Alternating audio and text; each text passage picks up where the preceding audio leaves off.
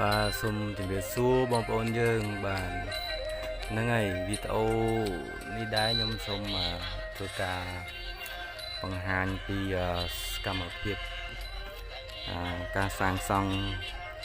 côn tè là nạt tôi mũi mà là từ ơi là này nạt tôi sầmรับครูซาtôi mũiចឹងណាបាទយើងធ្វើការសាងសង់រយៈពេល3 ខែបាទឥឡូវហ្នឹងរួចរាល់ហើយអញ្ចឹងណាបាទហើយពីអ្នកប្តីពុនហ្នឹងគឺជាម្ចាស់ផ្ទះហើយបាទហើយក៏ទៅជាប្អូនថ្លៃរបស់ខ្ញុំអញ្ចឹងណាបាទឥឡូវផ្ទះរបស់យើងក៏ធ្វើការសាងសង់រួចក៏ជាស្ថាពរហើយក៏ដល់ថ្ងៃត្រូវដល់វេលាត្រូវ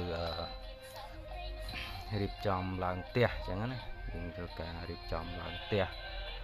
ហើយនេះយើងកំពុងតែធ្វើការរៀបចំឡើងផ្ទះដើម្បីតាមប្រពៃណីរបស់យើងអញ្ចឹងណាជាងការមករឹងចេញស្នាញ់ក៏ព្រះតោកយ៉ា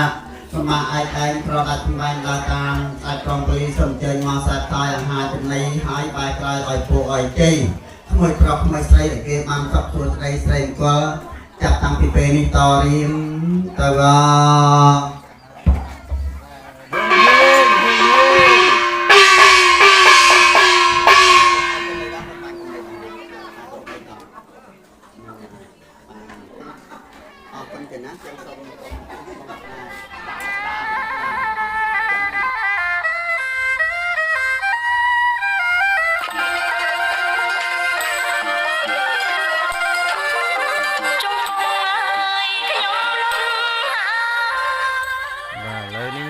កម្មវិធី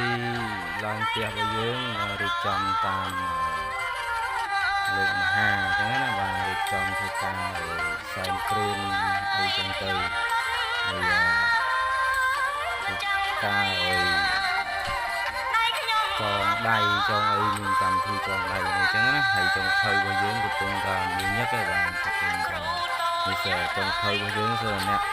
ស្រុកអ្នកភូមិអញ្ចឹងណាបងប្អូនសាច់ញាតិហ្នឹងជួយរកមកជួយបាទធ្វើអញ្ចឹងទៅបាទយើងជួយរកជួយអញ្ចឹងណាឥឡូវនេះយើងកម្មវិធីបន្តនេះគេថាកាត់ខ្សែបូមាន